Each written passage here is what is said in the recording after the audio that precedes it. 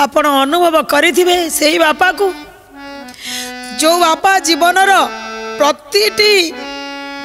मुहूर्त रे मो पाखरे देखे बहुत समय आज्ञा मु भी दीटा पुओंकर माँ है मु प्रति मुहूर्त रे से पिला को मन पकाउछि मु मो पिला को मन पकाउछि यही होछि दुनिया। जदि बापा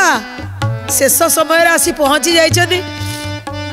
आउ ए तो 40 वर्ष से बंची पारि था किंतु पुओ जेतबेले मोरी सामना रे मो स्त्री की पड़िया को आसुनी खाली बापा जेतबेले पड़ी थिबो ये पुओ कौन आउ छुट्टी नहीं कि आसियो मते बाहर लोक काई पड़िबे।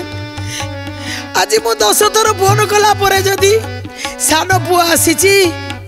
काली मो पाई काई आज्ञा किए फोन करिवे मु सेठी पड़ी थिबी बिलुआ कुकुर टाणी खाइबे काई बाहर लोक नहीं कोडी पकई देबे काई मो योग्य पुओ जन्म करी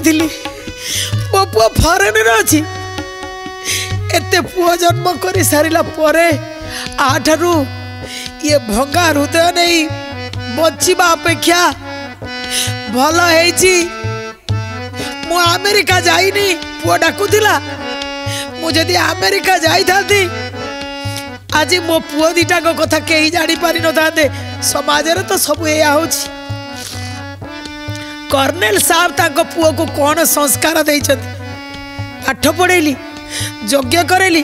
किंतु किसी संस्कार दे पारिलेनी सेथिपाई निजे निजे शेष चिठी लिखि देई निजे आत्महत्या करदेले। हे मो पुओ हे मोर रक्त हे मोर प्राण तू जदि आसीचु सानटा भी आज तो माँ सांगरे मत एकाथरे मुखाग्निटा दे दे किछि नहले उपरे थाई शांति तो पाइबू बड़ पुओ नहले भी सान पुओ आसिकरी मुखाग्नि देछि। दर्शक बंधु सारा जेते लोक ठिया होइतिले आज्ञा चिठी जेतबेले रामू पढ़ुची सब लोकों आखिर आज्ञा झरुची कारण सेमिति थिले कर्नेल साहब निज निज को समस्ते विश्लेषण करुचत कहीं ना कोठी कोठी आज्ञा एमिति माँ बापा थांती जदि पुओ टिके भूल करी थांती कदी तू आसी मते पड़िया को आसबुनु आमे मले तू आमको छुईया को आसबुनु कहीं अरे जदि भी किसी पुओ भूल करिछि अनेक बापा माँ मना कर दियंती पुओ आसबुनी किंतु आज कर्नेल साहब कहते आमे डाकुचु पुओ आसलानी ए भितरे दीटा कोकई बंधाला ए दीटा कोकई की नेकरी गले जाइकी ताको मशाणी रे रखी आउ जे रामू आसी आज तार हृदय बदली गला कहले जो भावना थिला ए बापांकर शेष चिठी आको मु नेकी जीवी भाई की देवी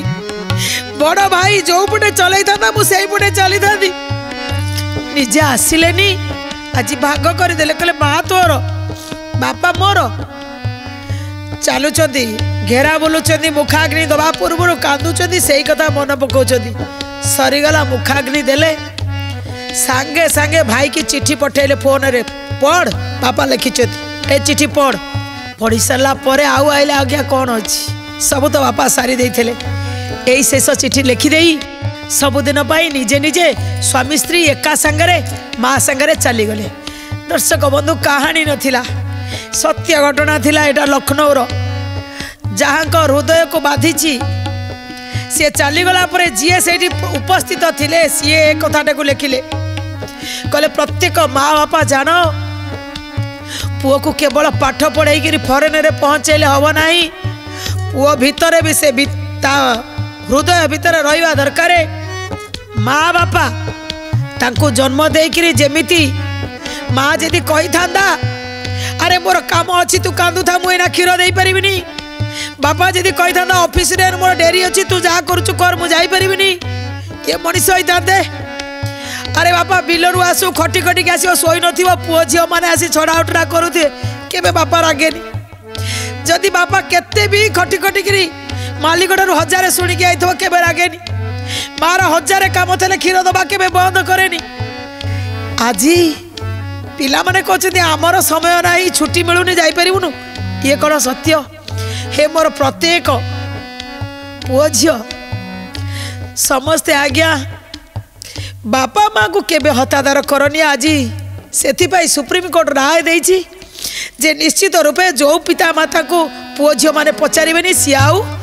संपत्तिर भाग नहीं पारे। ठीक ही सुप्रीमकोर्ट राय भी सत। अनेक बाबा माँ अच्छा जो मैंने छोटिया छोटिया कथार पुओ मानक भी आमको आसी मुखाग्नि दमनी बोली कहती सी माँ बापा को भी मोर कोटि कोटि प्रणाम। आज्ञा पुओ जदि टिके भूल करिछि क्षमा कर दियंतु ता अधिकार वंचित करंतुनी।